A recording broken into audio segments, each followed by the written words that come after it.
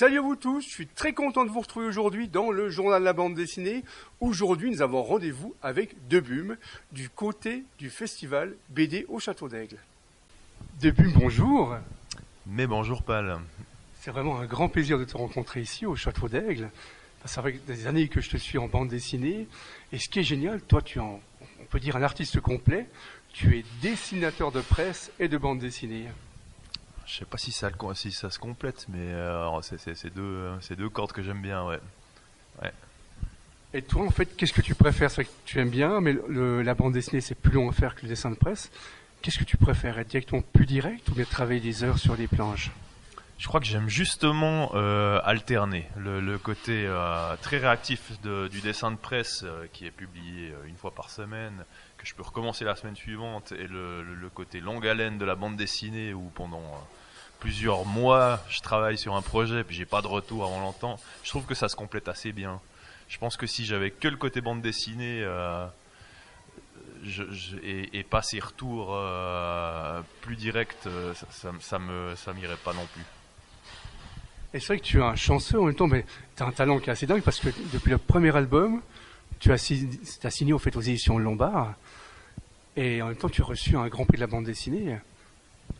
En fait, le prix, ça m'a permis de signer ce premier album au Lombard. C'est un super prix qui s'appelle le prix Raymond Leblanc et qui est un prix pour les jeunes auteurs qui n'ont pas encore publié. Et donc mon dossier a gagné effectivement, ce qui m'a permis d'intégrer directement cette maison d'édition. Ouais, je suis chanceux pour ça. Ouais. C'est vrai que là on parle du fond de la bande dessinée, la nécessité d'avoir un lourd chez soi. Et c'est vrai que c'est génial parce qu'en même temps, on plongeait avec ton personnage qui était un ours, aussi bien il vivait avec les humains. Et c'est vrai que il a plu à beaucoup de personnes. Et c'est vrai que c'était génial de voyager comme ça avec ton univers. Oui, d'autant que ce projet, je le traînais depuis un bon moment. C'était mon travail de fin d'études, en fait, à 25 ans. Alors, il a été très très modifié d'une BD en 10 pages qui n'avait pas du tout ni les mêmes connotations, ni le même graphisme. J'ai pu développer l'univers et en faire un album, mon premier album complet. C'était une grande chance, ouais. Et là, ton deuxième album, j'ai vraiment adoré, c'est Le Goût du sang. En fait, on retrouve Aldo qui est un truand qui sort de prison. Et malheureusement, en sortant de prison, on tombe sur la mauvaise personne. C'est une héroïne qui vient d'assassiner son mari qui était dans la mafia. Et c'est vrai que c'est génial parce qu'on se retrouve dans un grand film. En même temps, on a l'impression d'avoir le parrain devant nous, quoi. C'est magique.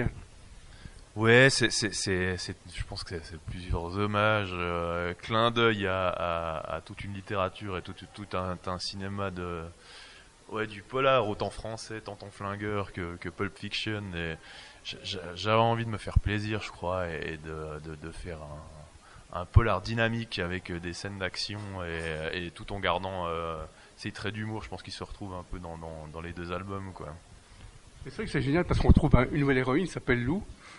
Et en même temps, il y a tout le passé de son mari qu'on découvre au fur et à mesure. Et c'est vrai que c'est magique. D'un coup, on se retrouve avec la mafia, comme on disait, c'est vrai que c'est. Et en même temps, elle doit cacher son mari qu'elle vient d'assassiner. Et c'est vrai que en même temps, c'est de l'humour noir, mais on rigole bien en même temps qu'on est pris dans la bande dessinée. Ouais, c'est l'idée. L'idée, c'est de plus rire que d'avoir peur en lisant ce bouquin. Et de jouer, j'adore les gueules, en fait. J'adore dessiner des gueules. Puis, en mafia, on se fait plaisir, je pense, pour ça. Et c'est vrai que 2 albums, aussi on le Lombard, est-ce que tu as un autre projet qui va sortir chez eux, ou tu es plus dans le dessin de presse ces temps?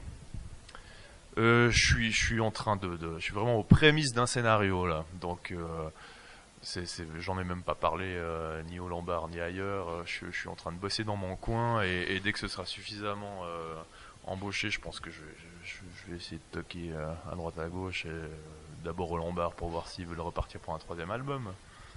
Et ma toute dernière question, c'est vrai que l'actualité, on est en plein dedans avec tout ce qui se passe dans le monde. Est-ce que tu as des dessins que tu n'oseras des fois pas faire ou avec Vigous tu peux tout faire? Alors je pense que je peux tout faire de toute façon. Après il y a un rédacteur en chef qui choisit ses dessins, donc je peux tout faire, mais tout n'est pas pris. Et puis je crois pas, je me censure pas dans le dessin. Et je réponds à un certain lectorat qui est un lectorat quand même d'un journal satirique qui demande de l'humour, qui demande de je perds mes mots, de l'exagération, mais ça reste un public défini. Ouais. Alors merci beaucoup, puis au prochain album ou à tout bientôt. Avec plaisir, merci à toi.